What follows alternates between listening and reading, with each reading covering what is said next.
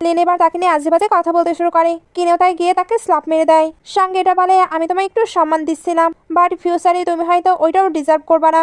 সে কিন্তু এখন জানে লিন এই পজিশনে এসেছে শুধু তার ফ্যামিলিকে ইউজ করে। এখন সে এদের পানিশমেন্ট দেবে।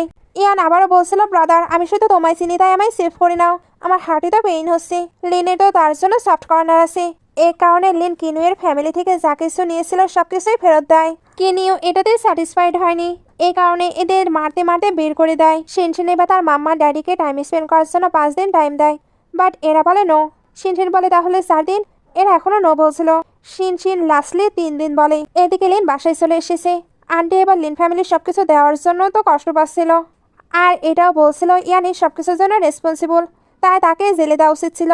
লিন এবার আন্টিকে স্টপ হতে বলে, কারণ সে শুধু ইয়ানকে সেভ করেনি, সে আন্টিকেও সেভ করেছে। আন্টি তো কিনুয়ের মম ড্যাডকে শেষ করেছে, তাকে ওইটার জন্য এগ্রিমেন্টে সাইন করতে হয়েছে। আন্টি এবার বলে, তুমি আমায় ব্লেম দিচ্ছ, এই সব কিছু আমি তোমার জন্যই করেছি। লিন এবার আন্টির প্রতিও বিরক্ত, এজন্য এখান থেকে চলে যায়। আন্টি তখন ইয়ানকে বলে, তুমি এখানে কি করছো? তুমি তো কিনুয়ের সঙ্গেও লড়তে পারো না, তুমি শুধু জানো কিভাবে ট্রাবল ক্রিয়েট করতে হয়। ইয়ান এটা শুনে আন্টিকেই বুলি করতে শুরু করে। আন্টি তো লিনকে ডাকতে থাকে, বাট ইয়ান আন্টির মুখও বন্ধ করে দেয়। নেক্সট ডে কিনিউকে একটি পার্টিতে আসতে দেখানো হয়।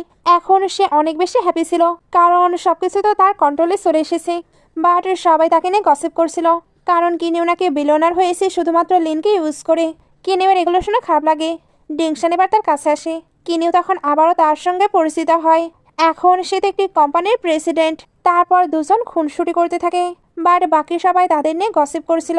ডিংশন এবার কিনিউকে তাদের কথায় কান দিতে নিষেধ করে। তারপর তাকে নিয়ে স্টেজে চলে আসে। লিন তখন একটি লোককে নিয়ে ওইখানে এন্টার করে। ওই লোকটি এবার কিনুয়ে নামে এই অ্যালিগেশন আনছিল সে নাকি স্বামীকে শেষ করেছে। স্বামী অনেক বেশি ভালো ছিল, আর ওনার হয়ে নাকি কাজ করতো। উনি তাকে নিজের ডটারের মতোই ট্রিট করেছে, যেটা অবশ্যই মিথ্যা। কিনুয়ের এগুলো শুনে মাথায় পেইন স্টার্ট হয়ে যায়, আর রিপোর্টাররাও তাকে কোয়েশ্চেন করতে শুরু করে। ডিংশন এবার তাকে এদিকে নিয়ে এসে বলে, তুমি আমায় সবকিছু বলো, আমি তোমার হাজবেন্ড। কিনু তখন বলে, তুমি কি বিলিভ করবে আমি আর শাওমি সেম পারসন? সে এবার ডিংশনকে বলে 2 মাস আগে ঠিক কি কি হয়েছিল। সবকিছু জানার পরে এগুলো ডিংশনের মাথার উপর দিয়ে যায়।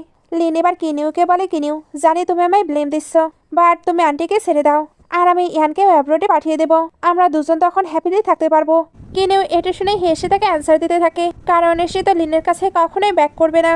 লিন এটা শুনে স্টপ হয়ে যায়। কিনিউ এবার সবাইকে ডিক্লেয়ার করে শাওমি মারা যাবার আগে এসে তাকে একটি লেটার দিয়ে গেছে, ওইটাই সবাই পড়লে সবটাই ক্লিয়ার হয়ে যাবে।